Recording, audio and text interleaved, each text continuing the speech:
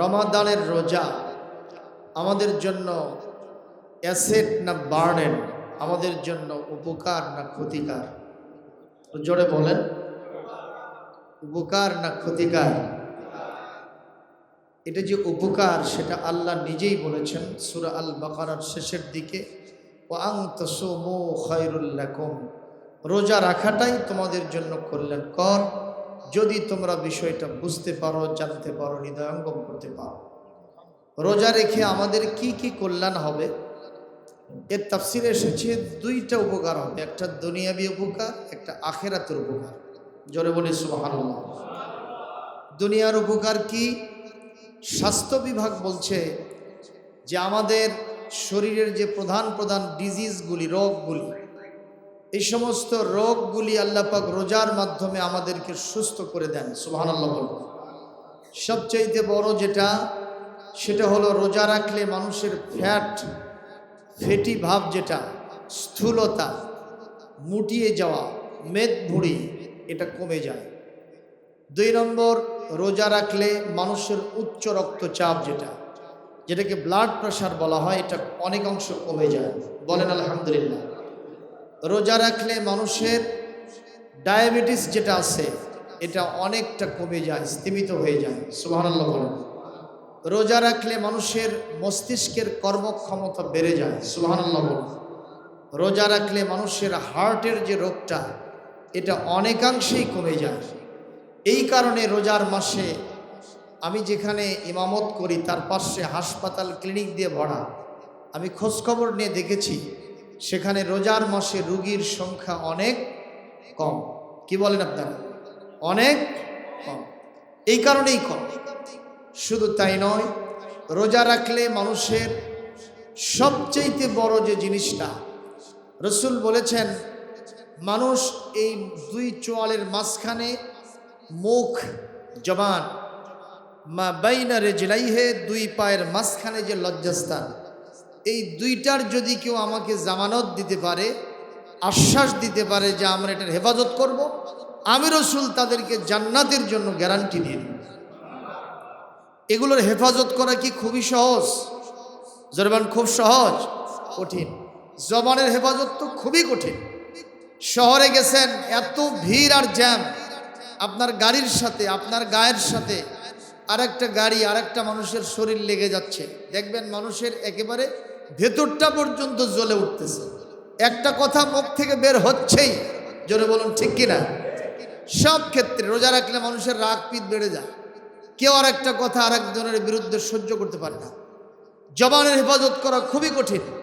ইমাম গাজ্জালী রহমাতুল্লাহ আলাইহি বলেছেন, চোখ, মুখ, কান, আবাদ এবং মস্তক, বিশেষ করে তার হাত পা, এগুলির গ্যারান্টি যদি কেউ দেয় রোজা রেখে, তার রোজাটা আল্লাহর কাছে পৌঁছে যাবে। সুবহানাল্লাহ। সম্মানিত উপস্থিতি, এখন রোজা রাখলে এইটার হেফাজত করতে হবে, এটা রসুলের নির্দেশ। 2টা পায়ের মাঝখানে যে লজ্জাস্থান, এটার হেফাজত করা আরো বেশি কঠিন।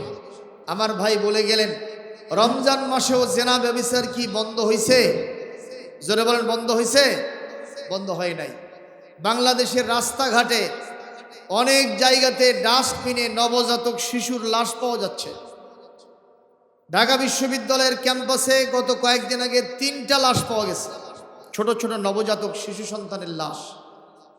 মিডিয়াতে এসেছে, আইন শৃঙ্খলা রক্ষাকারী বাহিনী বলেছেন এগুলো জারজ সন্তান, পাপের ফসল। নাউজুবিল্লাহ কর। হোটেল মোটেলে আজকে রমজান মাসেও যেন জেনা ব্যভিচারের মহা সমারোহে পরিণত হয়ে গেছে। নাউজুবিল্লাহ জোরে বলেন। এটা হেফাজত করার উপায় কি? পর্দা প্রথা, সরকার যারা আছেন তাদের দায়িত্ব হলো সংসদ থেকে পর্দা প্রথা এই বিধানটা চালু করে দেয়া। তারা যদি না করে, এই দায়িত্ব তারা নেবে। কিন্তু আমরা আমাদের ব্যক্তিগতভাবে, আমাদের পরিবারের প্রেসিডেন্ট আমি নিজে, আমার স্ত্রী, আমার মেয়ের প্রেসিডেন্ট আমি নিজে, আমি যদি তাদের ব্যাপারে আলটিমেটাম দিতে পারি, রমজানে রোজা নষ্ট করার জন্য, তাকওয়ার পরিবেশ নষ্ট করার জন্য বেপরদায় তোমাদেরকে মার্কেটে যাওয়া যাবে না, এই নির্দেশ যদি জারি করি, আমার মনে হয় অনেকাংশে বেপর্দা প্রথা কমে যাবে, পর্দা প্রথা চালু হবে। ইনশাআল্লাহ বলেন, ইনশাআল্লাহ বলেন। কিন্তু আজকে আমরা এটা করতে ব্যর্থ হচ্ছি। আমরা রাস্তাঘাটে দেখতেছি অনেকেই হুজুররা পর্যন্ত তাদের মেয়েদেরকে পেট পিট বার করে ওই মার্কেটে নিয়ে গেছে। এটা হয়তো আপনারা মন খারাপ করলেন না, আমাদের নিজেদের আত্মসমালোচনা নিজেদেরই করতে হবে। জোরে বলুন ঠিক কিনা? কোরআনের বিধান, কোরআন সুন্নাহর আইন এই সমাজে প্রতিষ্ঠিত হোক, সেই ট্রেনিং রমজান মাস আমাদেরকে দান করতেছে। রমজানে কোরআন নাজিলের উদ্দেশ্য এটা ট্রেনিংয়ের মাস। কোরআনের সব বিধান রমজান মাসে আমরা অ্যাক্টিভিটিস এগুলি আমরা অভ্যাস করব। এর মাধ্যমে 11টি মাসে যেন আমরা কোরআনের বিধান দিয়ে চলতে পারি, সেই সবক নেব। জোরে বলুন ঠিক কিনা? কিন্তু এটা আমাদের জীবনে একটু বেশি করে ইমপ্লিমেন্ট করার দরকার আছে না? না, আল্লাহ আমাদেরকে তৌফিক দান করুন। রসুল বলেছেন, যুব সম্প্রদায় তোমরা বিয়ে করো। যদি বিয়ের সমর্থন না থাকে, অ্যাবিলিটি না থাকে, হুজুর বললেন সে যেন রোজা রাখে। ফাইন্নাহু লাহু বিজা, রোজা পালন করলে যৌন কামনায় স্তীমিত হয়ে যাবে। সুবহানাল্লাহ, জোরে কর। কিন্তু আজকে যারা জেনা ব্যভিচার রমজান মাসেও করতেছে, আপনি কি মনে করেন রোজা আছে? এ জোরে কোন রোজা আছে? অনেকে ঘাপটি মেরে আছে যারা রোজাই করে না, নাদুস নুদুস শরীর নিয়ে। আমার বাসায় থায়ের কাজ করতেছি, ইয়া বড় শরীর।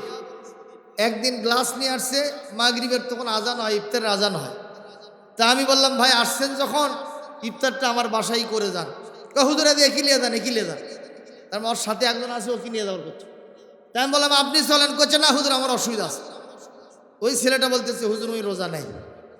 চিন্তা করেন, নাদুস নুদুস শরীর, আমার পিছনে নামাজও পড়ে। আজকে তাকে বলে গেলাম, আজকে শেষ হলো কাজ। আমি তাকে বললাম যে রমজান মাসে অন্তত পক্ষে এই ধোঁকা আর দেওয়ার চেষ্টা করেন না। এই শরীরটা আপনার জাহান্নামের কাঠে, জ্বালানি কাঠে পরিণত হবে। যেরকম ঠিক না বেঠিক? এই জন্য আমরা যারা আছি, আমাদের আশেপাশে যারা আছে, তাদেরকে রোজা রাখার জন্য ইনশাল্লাহ উদ্বুদ্ধ করতে হবে। জোরে বলি আল্লাহুম্মা আমিন। রোজা রাখলে তাকওয়া আসে, এটা স্বাভাবিক কথা, কোরআনই কথা। এবং অন্যান্য আল্লাহর ওলি যারা পৃথিবীতে ছিলেন, তারা শুধু ফরজ না, মাসে 3 দিন, এরপরে সপ্তাহে 2 দিন, এগুলো রসুলের মসনুন রোজা, এগুলি তারা বেশি করে পালন করতেন। রোজা রাখলে অন্তরের ভিতরে একটা তাকওয়ার পরিবেশ সৃষ্টি হয়। ঠিক কিনা বলেন? এই যে বজলুর রশিদ সাহেব আমাদেরকে ডেকেছেন, যদি উনি বলেন যে আমি বাংলাদেশের বড় বক্তা, আজকে 2 মিনিট আগে ইফতার করাবো, আমরা করবো তো নাকি? করবো না? কেন করবো না? কার ভয় করবো না? আমরা পুকুরে ডুব দিয়া বাথরুমে ঢুকে 1 ঢোক পানি খাই না কেন? কার ভয় খাই না? আল্লাহর ভয়। এই ভয়টা অনুভূতিতে সৃষ্টি হয়। তাহলে আমরা কেন সুদ খাই, কেন ঘুষ খাই রমজান মাসে বা অন্যান্য মাসে? আমরা কেন ব্যাপারদায় চালাই, কেন জেনা ব্যভিচার করি? সমাজের ভিতর অনাচার, দুরাচার, কদাচার, পাপাচার, অবিচার দিয়ে কেন সমাজটা ভরে যায়? একটাই মাত্র কারণ, রমজানে এই ট্রেনিংটা আমরা গ্রহণ করতেছি না। জোরে বলুন ঠিক কিনা? আমরা কি ইনশাল্লাহ রাজি আছি? জোরে বলি ইনশাল্লাহ রাজি আছি। আল্লাহ আমাদের সবাইকে তৌফিক দান করুন। একটা কথা বলে শেষ করি। এ কথা আমি সব জায়গায় বলি, আজকেও বলি, কোরআনের আসলেই গুরুত্ব আছে।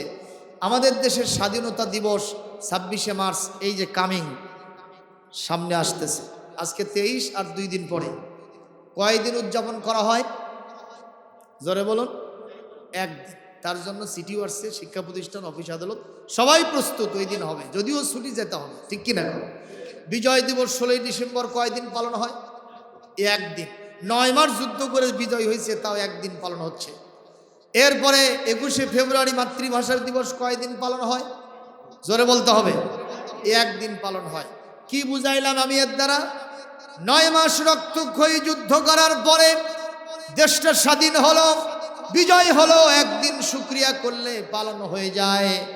26শে মার্চ স্বাধীনতা দিবস 1 দিন করলে হয়। 21শে ফেব্রুয়ারি আন্তর্জাতিক মাতৃভাষা দিবস, শুকরিয়া স্বরূপ 1 দিন আদায় করলেই হয়ে যায়। আল্লাহ রাব্বুল আলামিন বলেন, রমজান মাসে কোরআন নাজিল করেছি। কোরআন এমন আজিম কিতাব, এমন বড় একটি মহাগ্রন্থ, সব সমস্যার সমাধান দিতে পারে মহাগ্রন্থ আল কোরআন। এটা রমজান মাসে নাজিল করেছি। 1 দিন রোজা রাখলে হবে না, 1 সপ্তাহ রোজা রাখলে হবে না, 1 পক্ষকাল রাখলে হবে না, 1 মাস রোজা রেখে আমার কোরআনে কারীমের শুকরিয়া আদায় করো। আমার গবেষণায় ধরা পড়ল, রমজানের এই 30টা রোজা কোরআনে কারীমের শুকরিয়া স্বরূপ। চিৎকার দিয়ে বলেন আল্লাহু আকবার। তাহলে রোজার দাম বেশি না কোরআনের দাম বেশি? রোজা পাইছি আমরা কোন কিতাব থেকে? কোরআন থেকে। সুতরাং সেই কোরআনের গুরুত্ব দেওয়ার দরকার আছে না নাই? কি গুরুত্ব দিব? আব্দুল সালাম সাহেব বলেছে 4টা কাজ, তার সাথে আরেকটা যোগ আমি করব। কোরআনওয়ালা যারা, কোরআন প্রতিষ্ঠার জন্য যারা কাজ করে তাদের প্রতি সমর্থন দিতে হবে। জোরে বলুন ঠিক না ঠিক? আমরা কি রাজি আছি? কারা কারা রাজি আছি হাত তুলে আল্লাহকে দেখা। লিল্লাহে তাকবীর। আর নামান, আমি আর সামনে বাড়াবো না।